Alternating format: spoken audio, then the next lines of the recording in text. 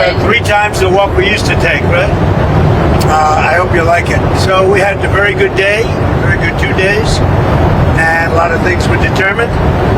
And what was really determined is the country's doing very well. We made a lot of good trade deals with Turkey, and they've been a very good partner. He's been great, by the way. President Erdogan's been great, and I hope you had a good time. Any questions? Mr. President, what was the security concern that caused us to change planes? What was the security concern that caused us to change planes? We sent this one in so that the Air Force Base here was in the same exact line. So you saw, did you see the picture? We did. Hundreds of pictures, hundreds of people. Let me see that. You can't see it too well, but there are hundreds of people out there. So they wanted to see. So they came a little bit early, and we switched planes. So you're saying there wasn't a security concern? No. Why would there any other issue? No. Except we sent it a little early. Same line going back. We sent it a little bit early so that we could let them see it. The whole base came out and saw the plane, and then we landed. Do you know why they had us close our window blinds? That was unusual. Well, yeah, because you're probably on a dangerous flight because of the sleaze bags that we have to deal with. So you think that Iran was possibly thinking, trying Well, to... I mean, if they asked you to close your windows, probably they feel that way. They didn't ask me to close mine, but if they did, I would have done it. No, these are sick people, so I could see something like that. I didn't know they did that, but I could see something like that. Were you aware of any credible threat by Iran against Air Force Well, I have a threat all the time. I'm number 1 on their list before you. But if I go, you go, right? But was there a specific threat today? Perhaps someday you want to change professions. What do you have, Daniel? CENTCOM posted that there are strikes ongoing in Iran. So we just hit them very hard, and I say we hit them 20 to 1. Every time they hit us, we're going to hit them 20. And we did it last night. They did a little something today, but it was really retribution for last night. They hit actually 3 boats, not 2. And when they hit, we hit back much harder. Are we returning to a full-scale military conflict, sir? I don't know. I don't know. We'd win it very quickly. It's another way of doing it. We have many ways we can win, but we've already won militarily. They have very little. They have very little left, and they want to make a deal so badly. They called a little while ago. They want to make a deal so badly. I just don't know if they're worthy of making a deal. I don't know that they're going to honor the deal. That's the problem. If they want to make a deal, why do you think they attacked commercial vessels? Because they're sort of crazy, to be honest with you. They're sort of crazy. They're a little bit out of control, but they want to make a deal. Badly. So, have you spoken to Senator Mitch McConnell since his hospital? No, I haven't. How's he doing? I have no idea. I have no idea how he's doing. At the beginning of before the NATO summit, you spoke. Who are you with? Reuters. You had not the best. You had issues with. You said you had issues with leaders of Spain, UK. Spain. I will say I did have issues with Also Spain, Germany, and I still do. But Spain came back all the way today. Spain was very generous today. You know, I told them I'm going to stop trading. What did Spain do to them? They made. They honored a request for lots of payment. And if they didn't, we wouldn't even talk to them. They were very bad. They behaved very badly, in my opinion. But there was great unity in that room today. The NATO room was pretty amazing, actually. There was something very good about it. I actually wish the press was able to stay. Now, they may have been different if the press was there, but there was tremendous unity and togetherness. It was quite nice. Sir, are you going to pull more U.S. troops out of Europe? And if so, how many and where specifically? I haven't made that final determination.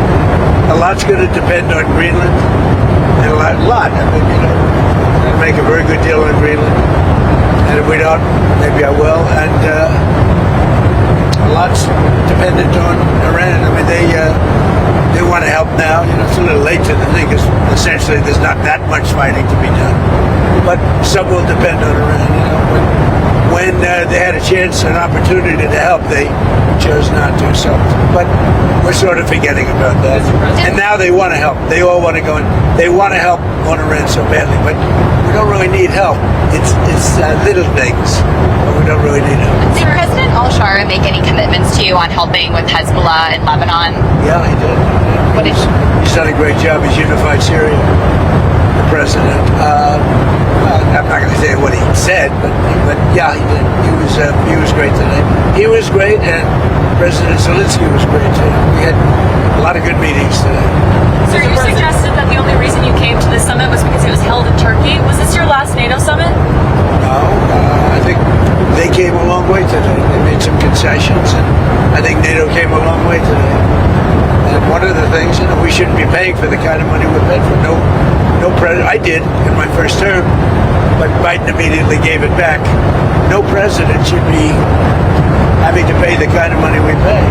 And again, we're really there for protecting them, not for protecting us. So it was ultimately protected against this protection against the Soviet Union, now Russia, but it was against the Soviet Union. And honestly, we're very far away. We have an ocean separating us. We'll see. The meeting today settled a lot of things. It was a very, very good meeting. And people understand that the United States we've been treated very unfairly. And then on top of that, they weren't there for a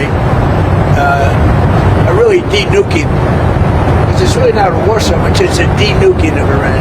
De-nuclearization of Iran. So this is all about taking nuclear weapons, not allowing Iran to have nuclear weapons, and everybody should like that, even you.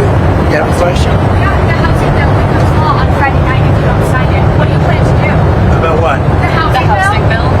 That's a very good question. See, I'm a big fan of many bills, but I'm a much bigger fan of the most important bill. It's called the Save America Act.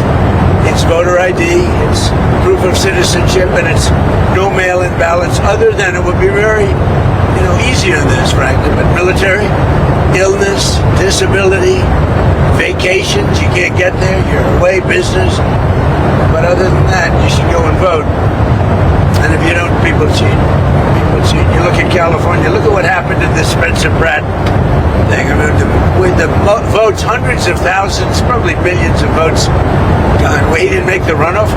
He was so far ahead of third place, it was ridiculous. Maybe ahead of first place.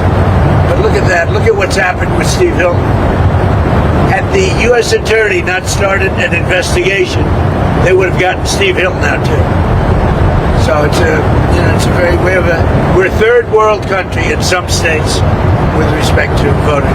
Friday is the deadline for the housing. Friday is the deadline after which the housing bill will become law without your signature. I'll make a decision. Not that I dislike it.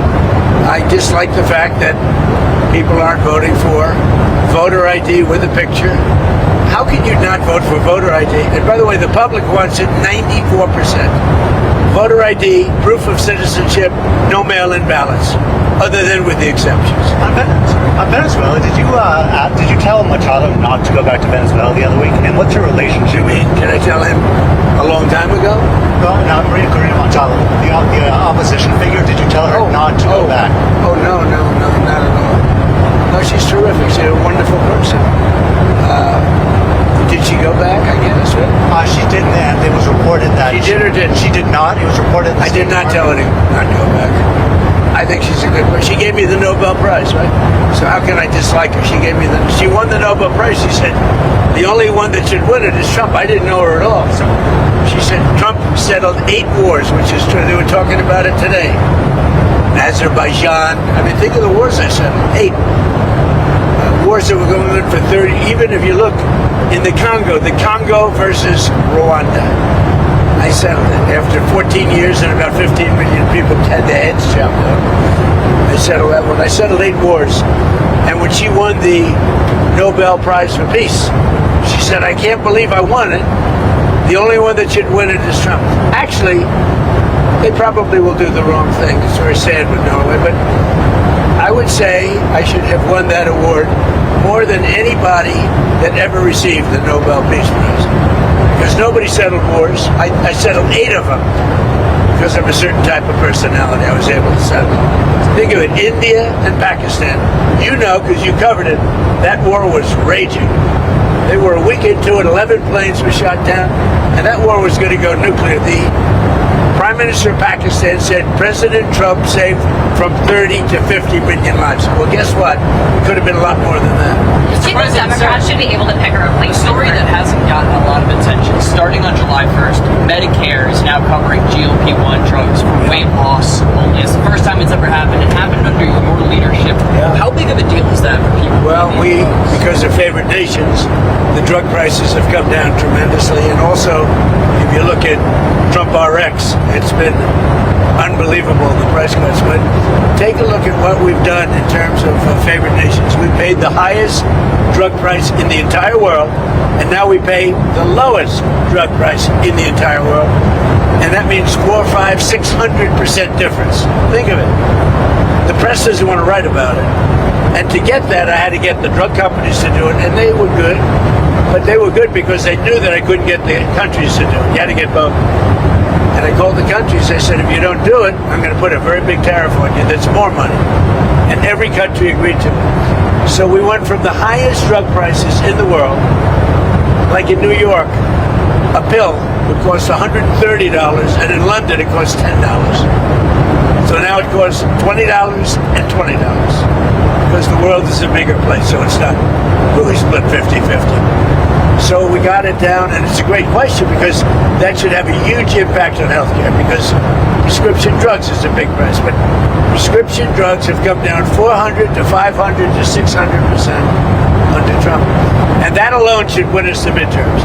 And the Democrats will terminate it and try and blame somebody else like us did, as I call it, the Democrats.